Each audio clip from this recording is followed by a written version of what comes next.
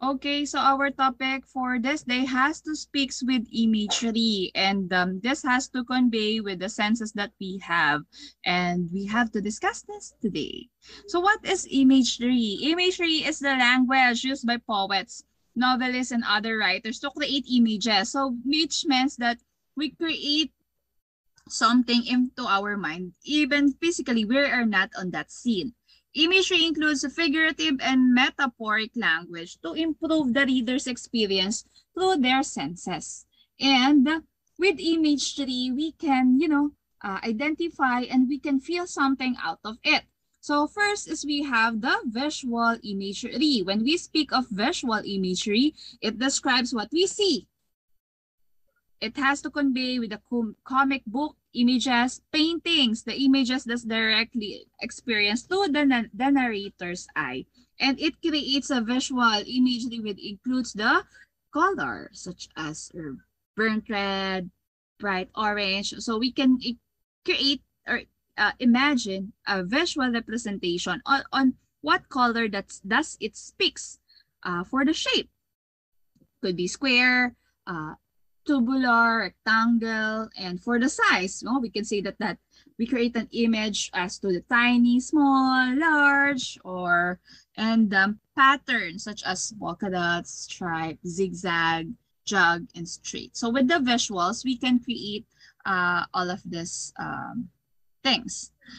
And imagery using visuals. So as what you can see, and as our example, the night was black as ever, but bright stars lit up the sky in beautiful and varied constellations, which were sprinkled across the astronomical landscape. So that is an example of imagery. And then to continue, we have the auditory imagery. And when we speak of auditory imagery, it describes what we hear, from music to noise, to pure silence. And its auditory imagery may include the enjoyable sounds such as beautiful music, birdsong, and the voices of a chorus.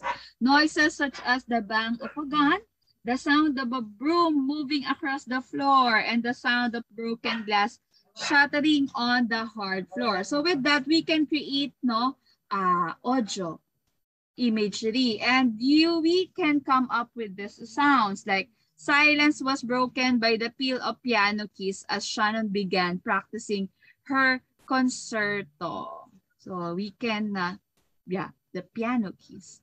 Olfactory images. So we can create olfactory imagery that describes what we smell.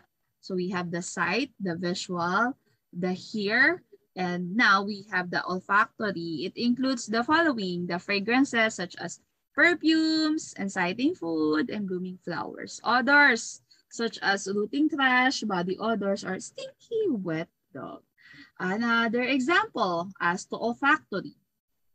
She smelled the scent of sweet hibiscus wafting through the air. Its tropical smell, a reminder that she was on the vacation in a beautiful place. So we can create imagery in terms of scent of sweet hibiscus. Gustatory. Gustatory imagery describes what we taste. Using the five senses as you observe, right?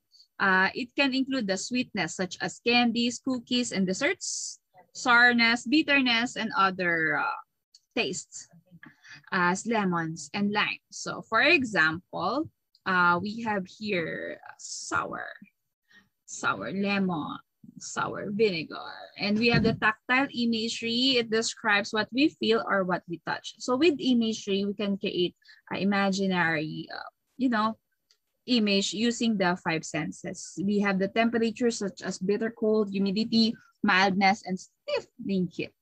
Texture such as rough, rugged, seamless, and smooth. Touch such as hand holding, once in the grass, and another example. So movement could be as burning muscles for our session, swimming in cold water, or kicking a soccer ball. So it can be, in the long run, we can create all of these things and we can create an example. We create visuals as of this. And what is the importance of using imagery? The importance of this is because we experience life through our senses. In our daily lives, a strong composition should appeal to them through the use of imagery. Descriptive imagery launches the reader into the experience of a warm spring day, scorching hot summer, crisp fall, or harsh winter. So we can create and we can convey, can express emotions out of this.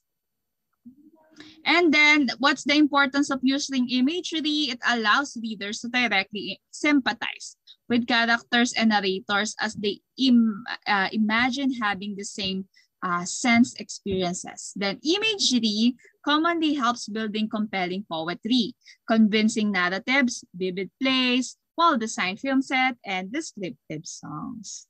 So we can get along. We can put on the emotions out of it. And then we have here the imagery and literature. So the succeeding slides are some of the examples of imagery.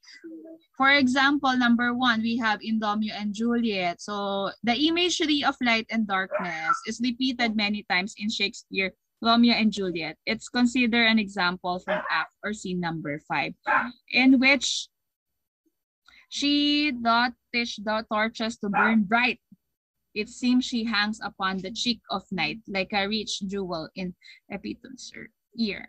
So in this, Romeo praises Juliet by saying that she appears more radiant than the brightly lit torches in the hall. So he says that at night, her face glows like a bright jewel shining against the dark skin of an African. Through the contrasting images of light, dark, Romeo portrays Juliet's beauty. So there is a great meaning with his work as to this one. And another one is To Autumn by John Keats. It speaks that, or sinking as light wind lives or dies, and full-grown lambs loud bleat from hilly bourne. Hedge crickets sing, and now with the treble soft, the redbreast whistles from garden, and gathering swallows twitter in the sky. So here, the animal sounds in the above excerpt keep appealing to our sense of hearing. So we hear the some terminologies or the crickets in that particular word. And then we have here one more, To Lake and the Great Expectation by Charles Dickens. So let us read. It was a rainy morning and very damp. I have seen the damp lying on the outside of my little window. Now I saw the damp lying on the bare hedges and spare grass.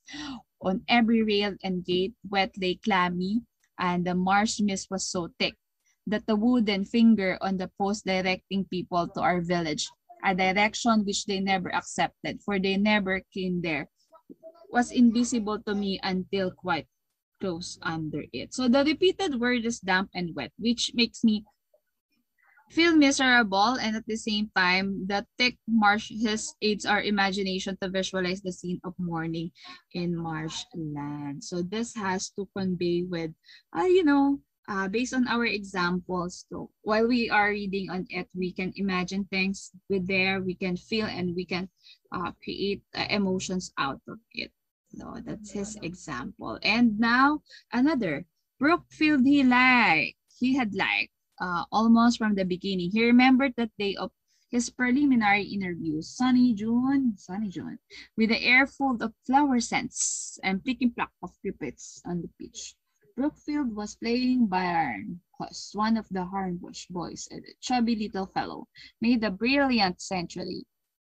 Queer that a thing like should stay in the memory so clearly. So with this one, this is an excellent example now of the use of imagery in Goodbye, Mr. Chips, and by James Hilton. First word, sunny, refers to the visual imagery. The flower scents refers to the sense of smell, and the pick block refers to the sense of hearing. And I hope that we imagine and we consider all of things out, that in creative writing, imagery is important, and with imagery we can, and as a reader of this work, we can create images on our minds, and that makes creative or the writing more exciting, and more engaging. And with that, that ends our presentation for today.